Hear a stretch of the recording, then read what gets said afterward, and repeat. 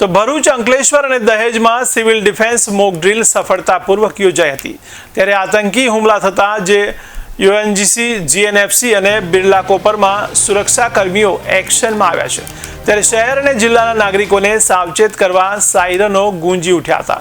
તો ભરૂચ જિલ્લામાં 3 સ્થળોએ ડિફેન્સ મોક ડ્રીલ યોજાઈ હતી। ત્યારે અંકલેશ્વરમાં ઓએનજીસી, ભરૂચમાં જીએનએફસી અને દહેજમાં બિરલા કોપર કંપની ખાતે મોક ડ્રીલનું આયોજન કરવામાં આવ્યું છે। ત્યારે 7:30 થી 8 વાગ્યા દરમિયાન બ્લેકઆઉટ થશે, જેમાં ઘર, દુકાન, ઓફિસ કે સંસ્થાઓ તમામ પ્રકારની લાઇટો બંધ કરવાની રહેશે।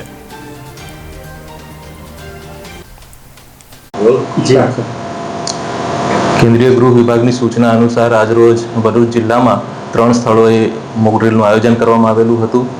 બરાબર 4 વાગે વિવિધ સ્થળોએ જિલ્લાના ગ્રામ્ય વિસ્તારોમાં તેમજ નગરપાલિકા વિસ્તારમાં સાયરન બ્લો કરવામાં આવ્યું અને ત્યારબાદ લોકો સલામત સ્થળે ખસી જાય એ પ્રમાણેની સૂચનાઓ આપવામાં આવેલી। એ પ્રમાણેની કાર્યવાહી સમગ્ર જિલ્લામાં કરવામાં આવી છે।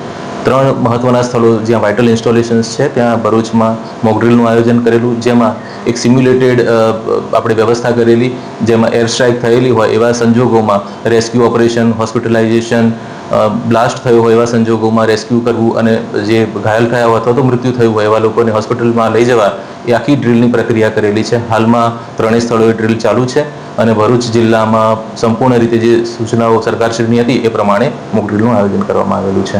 સર, રાત્રે જે બ્લેકઆઉટ છે 7:30 વાગે કઈ રીતનો હશે અને કઈ પ્રકારનો નાગરિકો ધ્યાન રાખવાનું? આ જ મોક ડ્રીલનો જે બીજો ભાગ છે એ બ્લેકઆઉટ છે, જેમાં રાત્રિના સમયે જો કોઈ એર સ્ટ્રાઇક થાય તો એવા સમયે તમામ જે લાઇટ છે બંધ કરવાની થાય છે। ભરૂચ જિલ્લામાં, સમગ્ર જિલ્લામાં 7:30 વાગે લાઇટ્સ બધી સાયરન બ્લો થશે અને એના પછી તમામ લાઇટ સ્વૈચ્છિક રીતે બંધ કરવાની છે। આમાં તંત્ર તરફથી કોઈ પાવર કટ કે એવું નથી કરવામાં આવવાનું। લોકોએ સ્વૈચ્છિક રીતે પોતાના ઘરોની લાઇટ્સ બંધ કરવાની છે, પડદાઓને ઢાંકી દેવાના છે અને લાઇટ્સ દેખાય નહીં, જેથી જે પ્લેન જે પાયલટ હોય એને નીચે વસાહત છે, માનવ વસાહત છે એવો ખ્યાલ ના આવે, એટલા માટે બ્લેકઆઉટ કરવાની આપણે કાર્યવાહી કરવી પડે। તો એ અનુસંધાને 7:30 વાગે શાર્પ સાયરન વાગશે અને જેવું સાયરન વાગે ત્યારે લોકોએ અડધા કલાક માટે એટલે 8 વાગ્યા સુધી લાઇટો બંધ કરવાની છે અને પડદાઓ ઢાંકવાના છે। સર, આ 7:30 થી 8 દરમિયાન જે વાહન ચાલકો બહાર નીકળે એમના માટે શું કરવાનું હોય છે? શક્ય હોય ત્યાં સુધી વાહન ચાલકો સાઈડમાં કોઈને ટ્રાફિકને અડચણરૂપ ના થાય એ રીતે વ્હીકલને પાર્ક કરી અને લાઇટ્સ ઓફ કરી શકે છે। હાલ જીએનએફસી ખાતે એક કેઝ્યુઅલિટી બની છે, જેમાં એર સ્ટ્રાઇક થઈ છે અને 250 માણસો આ બિલ્ડિંગમાં હતા, જેમાંથી 5 લોકો સિવિયર, 5માંથી 2 લોકો સિવિયર ઇન્જર્ડ થયા છે। 3 લોકોને હોસ્પિટલમાં પહોંચાડેલા છે। 2 જે લોકો છે એને ટેમ્પરરી આપણે મોટી હોસ્પિટલમાં પહોંચાડીએ છીએ અત્યારે, અને બાકીના બધા લોકો સલામત છે।